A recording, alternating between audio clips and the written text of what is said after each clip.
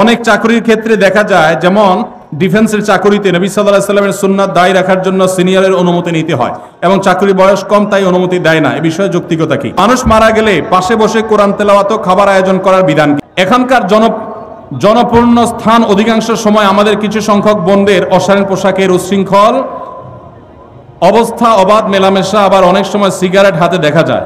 এই অবস্থায় তাদের পরিত্রাণ এবং করণীয় ও অভিভাবকদের দায়িত্ব কি হতে পারে? ধূমপান বা অ্যালকোহল পান করলে কি নামাজ হবে কিনা? আমার স্বামী আজ থেকে 3 বছর আগে আমার নিজের বোনকে বিয়ে করেছে। এখন আমি কি আমার স্বামীর সাথে হালাল সম্পর্কে আছি? আমি কি তার সাথে থাকতে পারবো? তাদেরও একটি ছেলে আছে। ইন্না লিল্লাহি ওয়া ইন্না ইলাইহি রাজিউন।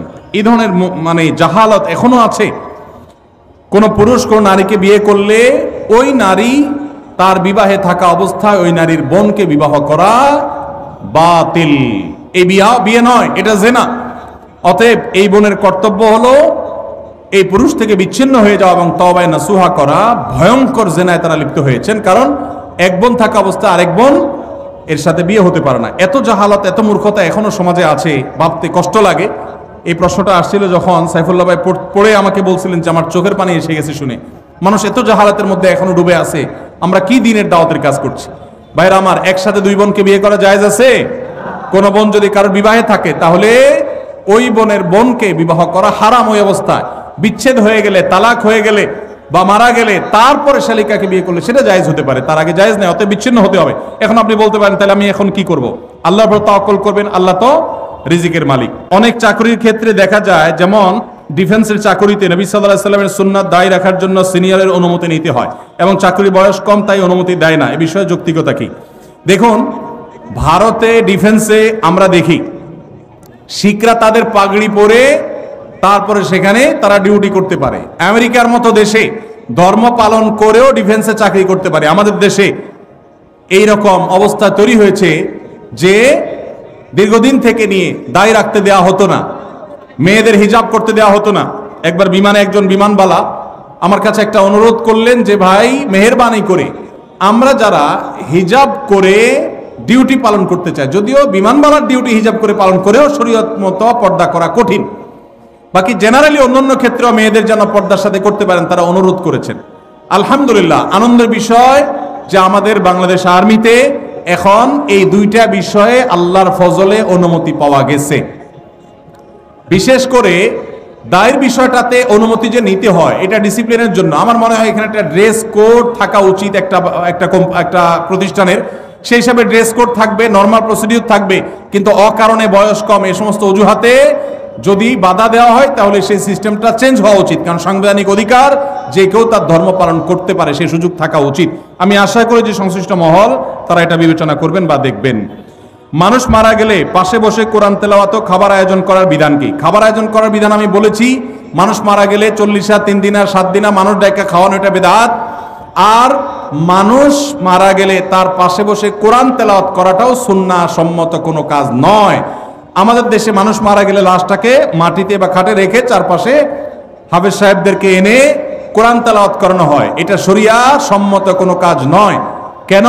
কোনো মানুষ মারা যাওয়ার পরে কি কি করতে হবে শরীয়তে বলা আছে না নাই? আছে না নাই? মুর্দার লাশের চারপাশে বসে কোরআন তেলাওয়াত করতে হবে, এরকম কোনো হাদিস তো আমি পাই নাই। এটা কোত্থেকে আসলো? কোরআন তেলাওয়াত যে করবে তার লাভ হবে।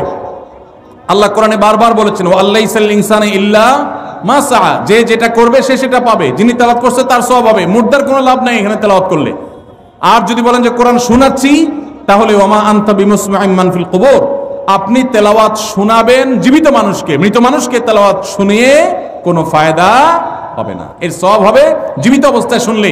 এই লোকটা জীবিত অবস্থায় শুনলে সওয়াব পাইতো, মারা গেছে, এখন তার সামনে কোরআন তেলাওয়াত করলে প্রতি অক্ষরে নষ্ট নাকি, এমন কোনো কথা নাই। এই জন্য এইটা দূর হওয়া দরকার। বিশেষ করে এখানে যারা মুর্দার চারপাশে এই যে গোল হয়ে কোরআন তেলাওয়াত করে, এরা সবাই টাকা নেয়।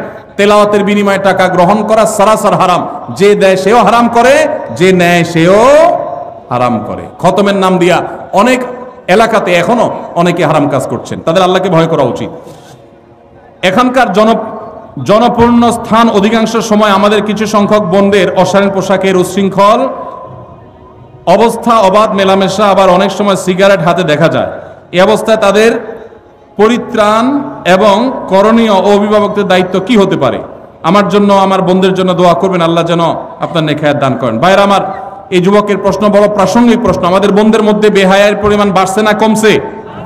বাড়ছে। এই বেহায়া দূর করার জন্য আমাদের দাওয়াতি কাজ বাড়াতে হবে, বোঝাতে হবে। পশ্চিমের মেয়েরা স্বাধীনতার নাম দিয়ে তাদের পোশাক সংক্ষেপ করা হয়েছে, দলে দলে তারা ইসলামে ফিরে আসছে। তারা বুঝতে পেরেছে এটা স্বাধীনতা নয়, এটা হলো নিজের সম্ভ্রম, নিজের ইজ্জত, নিজের সম্মানকে জলাঞ্জলি দেওয়া, কোরবানি করা। এই জন্য পশ্চিমের মেয়েরা দলে দলে ইসলামে আসছে। পুরান পাগলের যখন ভাত পায় না, নতুন পাগলের আমদানি হয়। আমাদের দেশে অনেকে এসে পশ্চিমাদের এই কালচারের অনুসরণ করে তারা যে নিজেদের ধ্বংস ডেকে আনছে, তারা নিজেদের শান্তির পথ থেকে তাদেরকে সরিয়ে দিচ্ছে। এই জন্য তাদেরকে বোঝাতে হবে, এর ভয়ঙ্কর ক্ষতি বোঝাতে হবে। কেন শরিয়া একজন নারীকে যথাযথ পর্দা মেনটেন করতে বলেছেন? এটা তার সেফটির জন্য, তার নিরাপত্তার জন্য, এটা তার সম্ভ্রমের ব্যাপার। যালিকা আদনা আন ইউরাফনা, আল্লাহ বলেছেন পর্দা বিধান এই জন্য দেওয়া হয়েছে যে এর মাধ্যমে বোঝা যাবে কে বাজারি মেয়ে আর কে সম্ভ্রান্ত মুসলিম নারী। আল্লাহ আমাদের বোনদেরকে হেদায়েত দান করুন। ধূমপান বা অ্যালকোহল পান করলে কি নামাজ হবে কিনা, বা আমরা অনেকের কাছে শুনেছি যে 40 দিন যাবত নামাজ হবে না, এটা কতটুকু সত্য, আর এটার ব্যাখ্যাও জানতে চাচ্ছিলাম। দেখুন,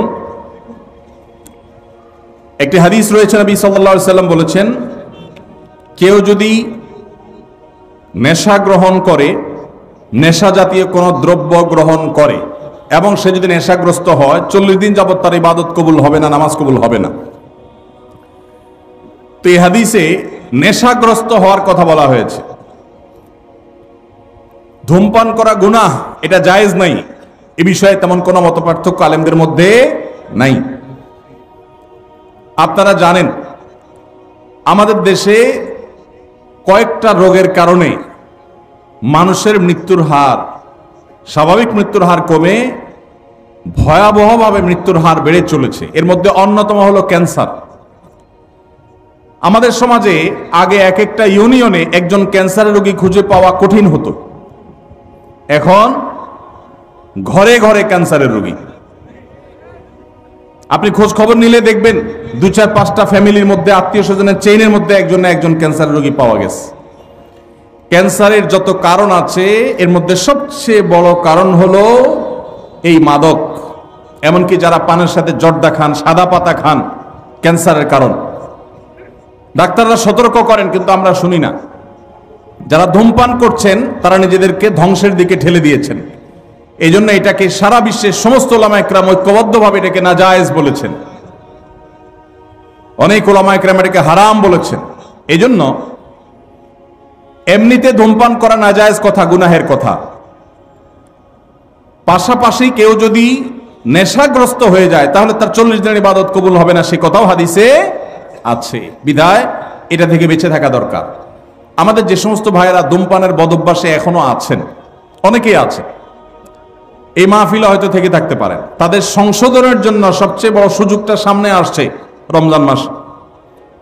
রমজান মাসে মানুষ 12 থেকে 14-16 ঘন্টা এমনি রোজা রাখে, আবার ঘুমে থাকে রাতে প্রায় 6 ঘন্টা, তাহলে 14 আর 6 20 ঘন্টা। তারাবির নামাজ এবং অন্যান্য ইফতার সাহরি এগুলো মিলে যদি আরো 1 ঘন্টাও ধরেন তাহলে 21 ঘন্টা, আর বাকি থাকে কয় ঘন্টা দিনের? মাত্র 3 ঘন্টা যদি কষ্ট করে জিন খিসে কেউ নিজেকে নিয়ন্ত্রণ করতে পারে তাহলে 30 দিন তার ধূমপান ত্যাগ করার অভ্যাস গড়ে উঠবে ইনশাআল্লাহ। অনেক ভাই আছেন ধূমপান ত্যাগ করতে চান, কিভাবে করবেন তিনি জানেন না। রমজান মাস হলো তার সবচাইতে বড় সুবর্ণ সুযোগ, চাইলেই এই বদভ্যাস ত্যাগ করা যায়। আল্লাহ আমাদেরকে তৌফিক দান করুন। এরপরে প্রশ্ন, বড় বড় আলেম ওলামা পরামর্শ দেন যারা মাদ্রাসায় খেদমত করেন আপনারা খেদমতের পাশাপাশি ছোটখাটো ব্যবসা করবেন। আমরা যারা হিফজ বিভাগে খেদমত করি আমাদের ক্লাস রুটিন এমনভাবে সাজানো এর মধ্যে অন্য কিছু করার সময় থাকে না, এবং আমাদের বেতন সব থেকে কম। এই টাকা দিয়ে সংসার চালাতে খুবই কষ্ট হয়। এখন আমাদের করণীয় কি? এই প্রশ্ন যে ভাই দিয়েছেন খুবই প্রাসঙ্গিক এবং খুবই প্রয়োজনীয় প্রশ্ন দিয়েছেন। আমাদের দেশে হিফজখানা শিক্ষকদের প্রতি অনেক ক্ষেত্রে অবিচার করা হয়। এখানে অনেক মাদ্রাসার পরিচালক আমার ভাইরা আছেন, ওলামা একরাম আছেন। বিনয়ের সাথে বলতে চাই, মাদ্রাসার সংখ্যা, ছাত্রের সংখ্যা না বাড়িয়ে আল্লাহর ওয়াস্তে করজোড় করে অনুরোধ করি, কোয়ালিটি বাড়াবার চেষ্টা করেন। আস-সুন্নাহ ফাউন্ডেশনের তরফ থেকে আমরা চাইলে 2-10-20টা দাওরা হাদিস মাদ্রাসা আল্লাহর ফজলে এক বছরে করে ফেলা কোনো ব্যাপার না। আমাদের একটা বাচ্চাদের মাদ্রাসা আছে, বাচ্চাদের, ঢাকা একটা ব্রাঞ্চ, কুমিল্লা একটা ব্রাঞ্চ। ঢাকায় 600-650 ছাত্র আছে। আমরা চাইলে ঢাকায় আল্লাহর ফজলে 5-10টা ব্রাঞ্চ খুলে ফেলতে পারি, কিন্তু আমরা খুলি নেই। কেন? একটা দিয়েছি, বছর 3 হচ্ছে, আরো 1-2 বছর 3 বছর এই মাদ্রাসার শিক্ষকদের একজন একজন করে ঘষা মাজা দিয়ে তাকে আমরা যেই শিক্ষকের স্বপ্ন দেখি, আমরা ছোটবেলা যে উস্তাজদের দর্দে দিল অনুভব করতাম, সেরকম উস্তাজ গড়ে তুলব, সেরকম মুহতামিম প্রিন্সিপালকে গড়ে তুলব, অভিভাবকদেরকে গড়ে তুলব, আল্লাহ তৌফিক দিলে ইনশাআল্লাহ এরপরে আমরা ব্রাঞ্চ খুলব। এবং চাইলেই বড়দের মাদ্রাসা করতাম। অনেক আলেম আছেন ছোটদের মাদ্রাসা করতে চান না, দাওরায়ে হাদিস খুলতে চান, ইফতা খুলতে চান, নিচের দিকে খুলতে চান না। আমরা উল্টা, আমরা বলি আমরা নিচের দিক থেকে গড়ব। একদম ছোট বাচ্চা নেব, জীবনে কোনো স্কুলে কোনো মাদ্রাসা যাই নাই, ওকে নিব, এই কাদামাটিকে আমার মতো করে আমি গড়ব। এই ছেলেই এক সময় যুগের মুজাদ্দিদ হবে ইনশাআল্লাহ। আর আমি নিজ থেকে নানান বদভ্যাস এক এক মাদ্রাসা এক এক স্কুল থেকে এক একটা নিয়ে আসছে, ওই বুড়ো বয়সে বাচ্চার পিছনে সময় দিব, ওইটা সময়টাকে আমরা নষ্ট সময় মনে করি। হ্যাঁ, তাদের পিছনে সময় দিতে হবে ভিন্নভাবে, কিন্তু আমরা কোয়ালিটি গড়ার চেষ্টা করি। ভাইরা আমার, যারা মাদ্রাসা পরিচালনা করেন, আল্লাহর ওয়াস্তে ছাত্র সংখ্যা না বাড়িয়ে, বলতে ভালো শোনা যায় 500 ছাত্র, 600 ছাত্র, দাওরায়ে হাদিস আছে, ইফতা আছে, আদব আছে, এই গাল গল্প না দিয়ে এইটা বলার চেষ্টা করেন যে আমার এখানে শিক্ষকদের বেতন 20-30 হাজার টাকার নিচে নাই, আমার এখানে পরিচ্ছন্ন পরিবেশ 5 স্টার 4 স্টার দরকার নাই, কমপক্ষে 2 স্টার মানের আছে। এটা বলেন যে আমার এখানকার বাচ্চারা, উস্তাদরা সবাই আল্লাহওয়ালা, তাহাজ্জুদ গুজার, এটা বলার মতো পরিবেশ গড়েন। সংখ্যা বাড়াবেন না। যেই পরিমাণ মাদ্রাসা এদেশে আছে, যদি কোয়ালিটি ভালো থাকতো, সঠিক থাকতো, এই দেশের চেহারা বদলাই তার কিচ্ছু দরকার হতো না। এই যে হিফজখানার উস্তাদদের বেতন কম দেন কেন রে ভাই? এই জুলুম। আমরা আমাদের মাদ্রাসা আলহামদুলিল্লাহ জিম্মাদার যিনি, তাকেও দেওয়ার চেষ্টা করি 70,000 টাকার বেশি মাসে। একজন মানুষ শহরে মিনিমাম চলতে যদি তার যা দরকার সেটা যদি আপনি দিতে না পারেন, তখন সে তো ডান বাম উল্টাপাল্টা কাজ করবে। তার ভিতরে আল্লাহর ভয় কম থাকলে আর দুনিয়া তাকে পরিবর্তন করার চেষ্টা করবে। এই জন্য হেফজখানার শিক্ষকদের আল্লাহর ওয়াস্তে তাদের বেতন বাড়াবেন। আর দ্বিতীয়ত হলো, এই যে হেফজখানাগুলোতে যে মারধর হয়, এমন মারধর এখন কমে গেছে আলহামদুলিল্লাহ, কিন্তু এখনো অনেক জায়গায় আছে। এই মারধর কেন হয়? এর যদি 10টা কারণ থাকে, তার একটা কারণ হলো একই ওস্তাদ ওই ভোর 4টা বাজে উঠছে, রাত 10টা পর্যন্ত উনি বসে আছে। মানুষ তো বেচারা, এই ছেলে পড়া পারতেছে না, ওই ছেলে দুষ্টামি করতেছে, এই সবগুলো তার ব্রেনের উপরে প্রেসার পড়ে। সকাল থেকে রাত পর্যন্ত এই একই জিনিস করতে করতে করতে করতে তার ভিতরে যে চাপ আসে, এই চাপের কারণে সে অনেক সময় দেখা যায় মেজাজ হারিয়ে ফেলে। ভাইরা আমার, ইসলাম তো আমাদেরকে ব্যালেন্স শিখিয়েছে। ব্যালেন্স, ইন্নাল্লাহা ইউহিব্বু ইযা আমিলা আহাদুকুম আমালান আইয়ুতকিনাহু, আল্লাহ পছন্দ করেন কাজ যেটাই করবেন ভালোভাবে করবেন, ধানাই পানাই করবেন, ধরি মাছ নাচুই পানি টাইপ করবেন, মাদ্রাসা দিবেন, হেফজখানা করবেন, 10টা হাফেজ বাইর হবে আর 90টা ঝরে যাবে, এটা আল্লাহ তাআলা পছন্দ করেন না। এই জন্য আমাদের সিস্টেমের ভিতরে ব্যাপক সংশোধনী আনা দরকার।